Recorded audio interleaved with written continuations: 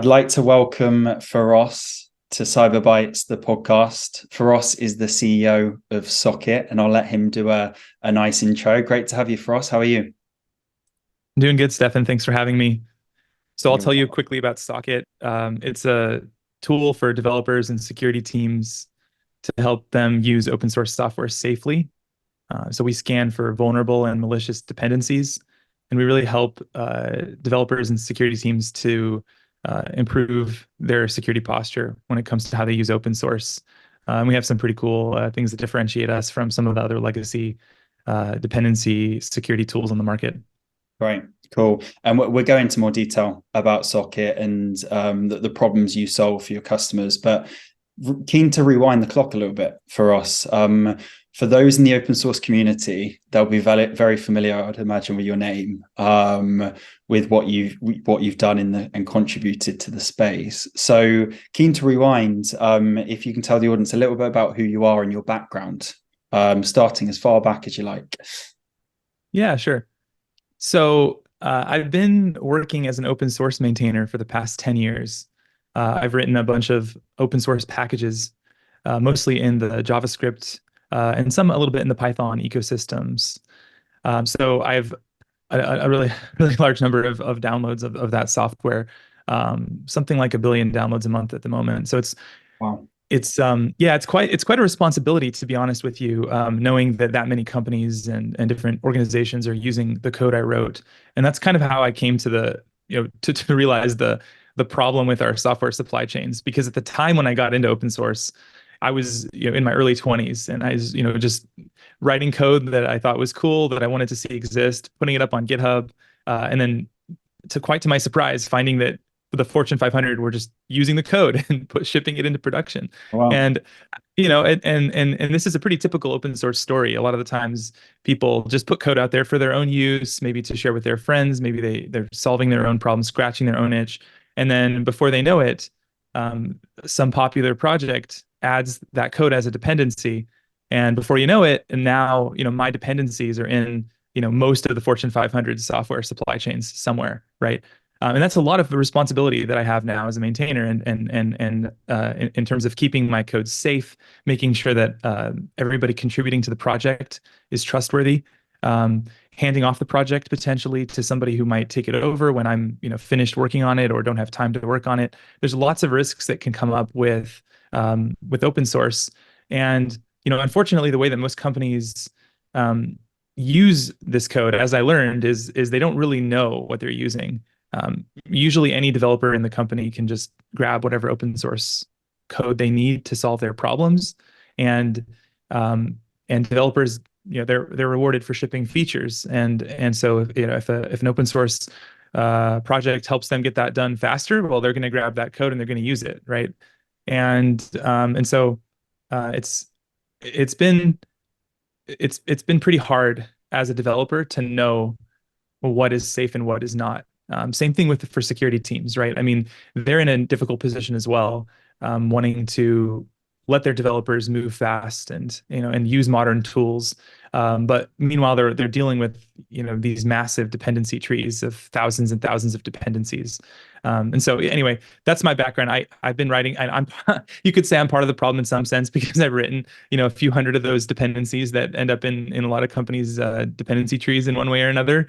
But I'm also, I've also done everything I could to make sure that code is safe and secure, and now really just trying to take some of those learnings and help scale it out to more and more companies so that they can be safe in how they use their open source. Yeah, that's interesting. And am I right in saying Socket wasn't the first startup, right? Was there one or two before setting up Socket?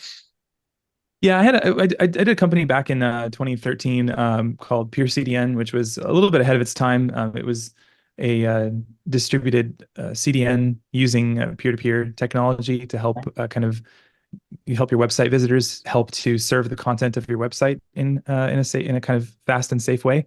But it was a little bit of a mad science project, to be quite honest. A lot of cool technology, not as good of a business, but I learned a lot from that experience. Did end up selling it to Yahoo and working at Yahoo for a while after the acquisition. Cool. Yeah, yeah. how did that come about then? So were they did they essentially hire you to start working on that tech internally, or was there a sale and then you were just brought on as well?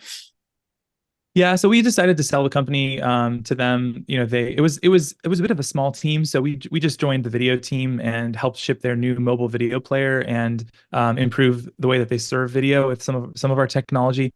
So it was, you know, it was a you could call it an acqui-hire. It was a small team, and we sort of just joined the existing organization. But it was a really good outcome for me. It was a couple years out of college, and it was super, just a super eye-opening and awesome kind Mm. of experience to go through. Yeah, yeah, absolutely. And out of interest, like what took you to software engineering? Like how did you get into the space originally? Is it like back as a kid you were tinkering with computers, that sort of thing? Was there a moment you were like, yeah, this is what I want to do? Yeah, I mean, I had a few moments throughout my life that I could kind of look back on as being critical. One is, I mean, I don't know. I've always wanted to understand how things work. So I mean, I remember this one time when my parents got a new microwave, and they plugged it in and started using it and getting it set up. And I grabbed the manual for the microwave and read the whole thing front to back when I was like 6 or something, or 7. I don't remember how old I was, but pretty young. And I remember this feature, child lock, that I found in the manual. And if you hit a certain sequence of buttons, you could lock the whole microwave and prevent anyone from using it. And so whenever I got in trouble with my parents, got grounded or something, I just go and lock the microwave, and then my mom couldn't use it until I let her. And so, I mean, there are lots of things like that where I was always trying to understand how things worked, whether it was just pushing all the buttons to see, to figure out every nook and cranny, every feature of whatever thing was in front of me. Um, and then the other thing I think that I think it's actually true for a lot of people in the security space, which is that security people have a kind of a mischievous like mindset. They don't just take the written rules for Mm. granted. So if the rules, are supposed to, the rules are written up and they say, okay, this is how it works, right? These are the rules of the system. This person with the security mindset will look at that and say, well, okay, first of all, are there any loopholes in that? Can I just based on the rules, can I take advantage of this? What would I do if I was just trying to be, as malicious as possible in interpreting these rules, right? And then the other thing you really, you see, and this was definitely true of me, was you sort of realize that with computers, a lot of the time, the real rules of the system don't actually match the written rules. So there's the true rules and then there's the written rules. And if you find a difference between those two, like the true rules, the actual rules differ, then usually that's some type of a security vulnerability or an exploit or something you can take advantage of. Because everybody thinks it's working one way, but actually the true rules, the real rules are different. And that's basically what hacking is at the end of the day. It's just finding those differences between between the written rules and the actual rules. And so my mind's always worked like that. I've always kind of uh, found uh, found reasons to try to poke at systems, whether it's changing the parameters in a URL to see, can I access something I'm not supposed to access, and that type of thing. So it's probably a pretty common backstory for a lot of people who are interested in security, I would imagine. Sure.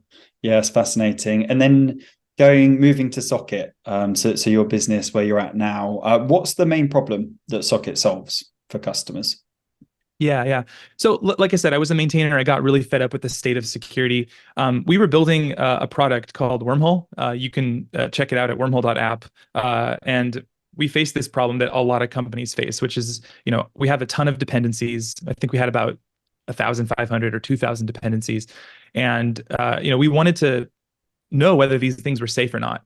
And we started asking around to different companies, like, how do you vet your open source dependencies to ensure that they don't have uh, bad vulnerabilities, and most importantly, supply chain attacks within them, right? Supply chain risks, supply chain attacks. This is when a dependency is compromised by a bad actor intentionally, right? So not just a vulnerability, but actually something with malicious intent, like a package getting hijacked, malicious code being added, a backdoor being added. And what we found was I talked to about 40 CISOs and heads of security and AppSec leaders, and I didn't get any good answers. Basically the best answer I heard was, well, just use a vulnerability scanner, right? Use something like the Penabot or some other scanning tool, and it'll tell you if the code is safe. But that really doesn't work for detecting supply chain attacks. What we learned, and I think the industry is starting to recognize now, is that if you actually want to stop a supply chain attack, you can't rely on a reactive tool that only tells you about known vulnerabilities, because you're basically waiting around for the security research community to find vulnerabilities and then report them to the NVD database, and then a CVE number gets assigned, and so on and so forth. But that's not going to catch a hijacked package. And we've seen so many stories like this in the JavaScript and Python communities, where a project gets taken over by a bad actor, malicious code is added, right? And a week or two could go by before anyone even realizes this. And I'm thinking of one incident that really opened my eyes back in 2018. A package got compromised that was called Event Stream, and it was used by, I think it had 1 million downloads a week. So very, very popular. And targeted code was added into that package that would attack one specific organization. And it was a no-op for everybody else. So it didn't really pop up onto a lot of people's radars. And unfortunately, the company that was targeted ended up building that into their desktop application, shipping it to their users, and their users were attacked. And they had a bunch of, it was a big kind of crypto heist that followed. And I kept seeing stuff like that and thinking, like, certainly we can do better. I mean, right now the status quo is literally nobody looks at the source code of their dependencies. They just use them. They maybe put them through a scanner tool that says there's no known vulnerabilities, so this thing must be safe. But in actuality, no one's actually looked at that code to see what the behavior is. What is it going to do when you run it? Is it going to steal all your information, and no one knows that yet because the community hasn't found that out yet, right? And so that's basically what Socket does, right? We're able to actually detect that type of malicious behavior within open source code and surface it even before a vulnerability has been filed. And so by using Socket, you can actually stop like a 0-day supply chain attack. We will alert the developer, we will alert the security team, and we will say, hey, this dependency that you're using, that you're installing, or that you're updating to, this dependency has malicious behavior, and we'll call it out and link directly to it. So that's how it works. Yeah. And what common mistakes do you see companies make when it comes to supply chain security? Well, I mean, the biggest one is like I just said. I think a lot of people, it's like, the story of the person who's looking for their keys that they lost, but they're looking under the street light. But when someone comes by and says, "Hey, where did you lose your keys?" They say, "Oh, I lost them way over there."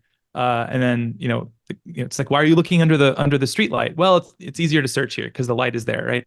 So that's basically what the whole security industry is doing. And I'm not trying to throw anyone under the bus. This is actually, it's until Socket, it's been a pretty hard problem to solve. But I would say, I think collectively, we're all, specifically the security vendors in the space, in the SCA space, software composition analysis space, are basically obsessed with vulnerabilities to the exclusion of all these other sources of actual supply chain risk. And that's just because it's easy.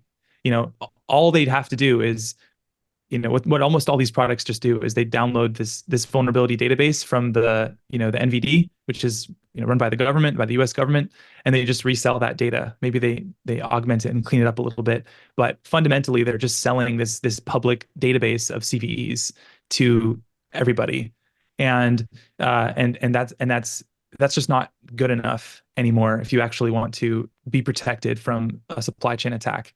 There's all kinds of things that approach just misses. So I think that's the main thing. I think is just we're seeing more and more companies, a lot of Socket customers that we've added in the last year, recognizing that these legacy vulnerability scanning tools are really missing a big part of the picture, and so they're looking to modern tools like Socket to actually detect those risks. Yeah, it's interesting because I know you guys are growing pretty quick and you're displacing some of the customers that you're up against, right, or your competitors. Are you seeing like a market shift? Because I can imagine there's a lot of education that goes on here, right? Because it's a new tool to the market. How are you seeing things shifting? Yeah. So we've done really well with some of the top security teams, the really early adopters, the people who really get it. We have some amazing customers. You can see some of the logos on our website. Um, and we're now sort of shifting into a little bit of the uh, less early adopter crowd. So bigger and bigger enterprises are starting to now get the message and want to have some story for how are they protecting their developers from making a mistake. What's to stop a developer at their company from typoing one of their installs and just bringing in a random untrusted code into the company, right? What is their story for how they're going to stop a malicious dependency from coming into the organization? And so we're seeing that even now in kind of I wouldn't say late adopter, but sort of the middle companies are starting to now take note, and we've replaced a ton of the some of the legacy competitors that are out there. And they've just completely switched to Socket and ripped out the old tooling. And the best part is we do the vulnerability stuff too. So you don't have to like give that up. I mean, obviously vulnerability management is like, it's important to keep doing that. We're not against that. Socket reports on CVEs. We do reachability analysis to help eliminate CVEs that are unreachable. So we can cut down on the noise by like 95%. Nice. So we do all that stuff. But in my opinion, that stuff's just table stakes. I mean, that's like everybody should be doing that. All these tools should be doing that if they're not already. The real kind of gap that we fill is that no one else is really filling is going beyond that and saying, look, is this, is which of our dependencies are risky for other reasons? Like, are they abandoned? Is there no maintainer? Right? Are they published by somebody in a sketchy location? Right? Was there obfuscated code added? So these types of risks that really just aren't detectable by the legacy tooling. And out of interest, I don't know how technical we can go here, but with Socket, how does it actually work then? Like, what's the technology behind the platform to enable it to find these threats within supply chain? Yeah. So I can get into it. I mean, I don't know how technical the audience is, but I'm happy to go as deep as you want to.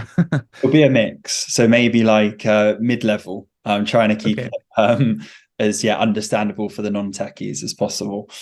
Yeah.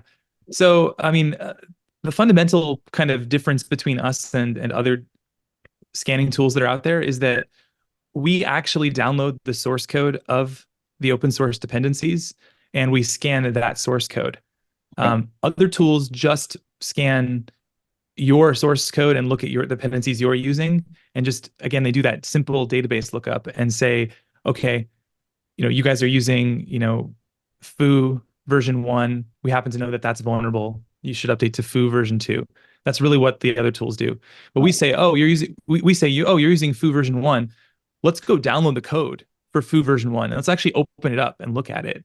And in an automated way, using static analysis and metadata analysis and actually some LLM sort of AI stuff too, we pull out specific insights about what the behavior of that package will be.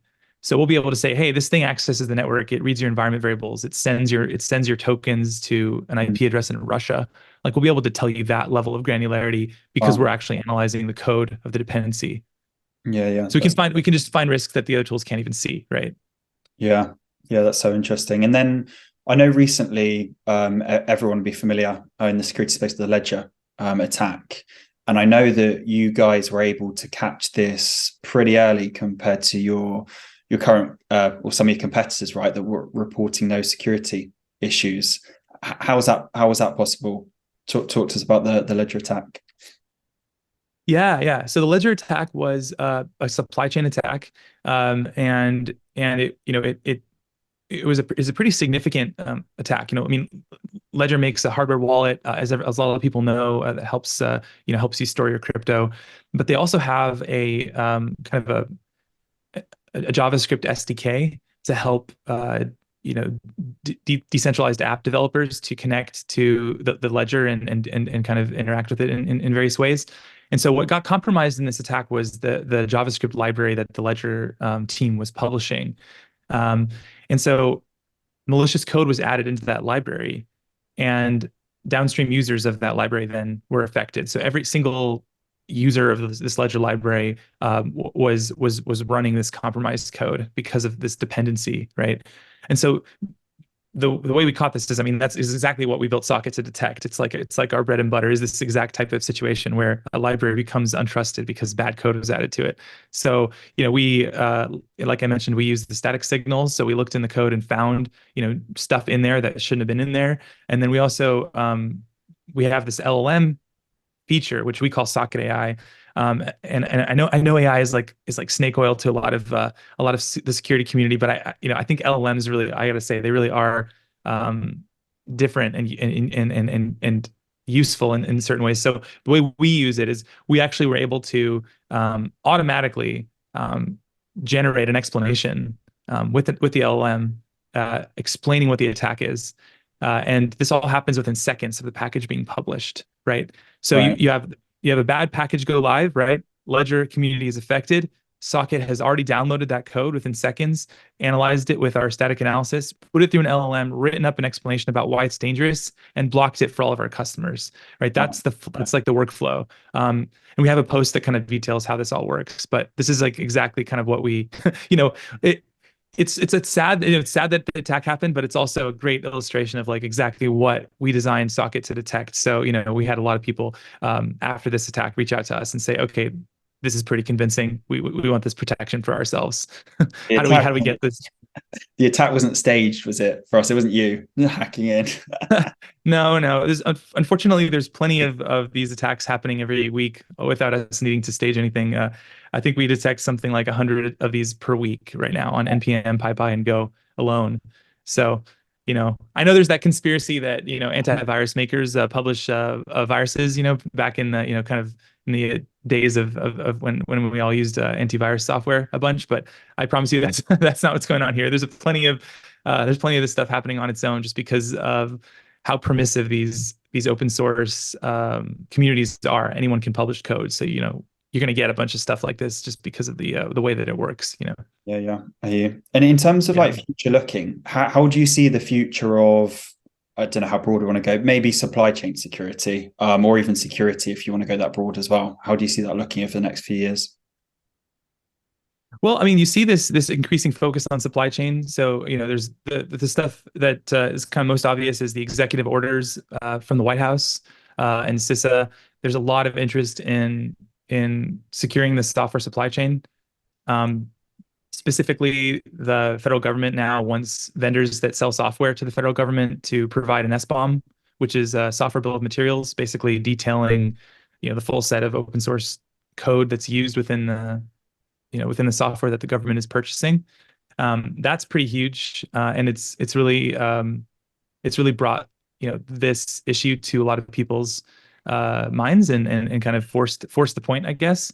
Um, but I think what we're going to see is just generating an SBOM is the first step. It's Right. I've seen very few people actually put these to use in a useful way. So you see a lot of people generating them, but my question is always, okay, now what, right? Okay, so now you know what open source you're using. Now what? Like, what are you going to do about it?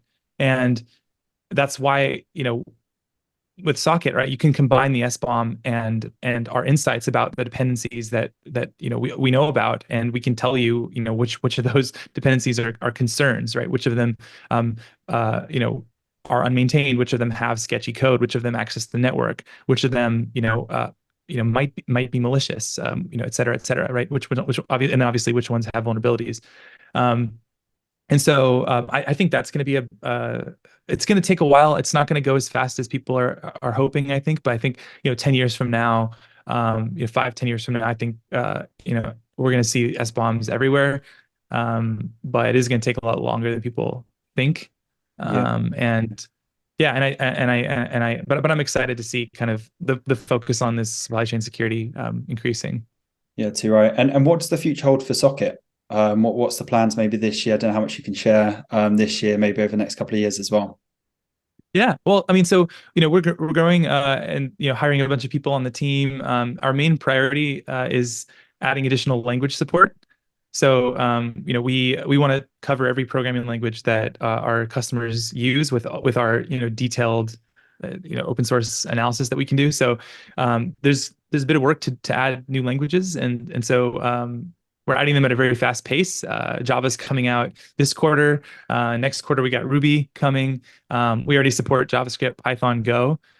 So I think it's a really exciting time for people to jump on the Socket platform because we support most of the important languages that companies use, and by the end of this year, we're going to have support for pretty much everything that anybody really wants. So that's going to be a huge deal because most people want to buy a tool that covers all the languages that they use in their organization, and so we're gonna be able to give that to them. Yeah, you'll be fit for purpose. Sounds good. And if someone wants to get in contact with you or Socket, what's the best way that they can do that for us? Yeah, so our website's socket.dev. Super easy, socket.dev. And if you want to email me, I'm just Feross at socket.dev. So that's Feross at socket.dev. And yeah, feel free to get in touch if you want to talk about really anything, open source, security. I love getting emails from people and happy to chat at any time. Right. Is there anything else that you wanted to add before we wrap up?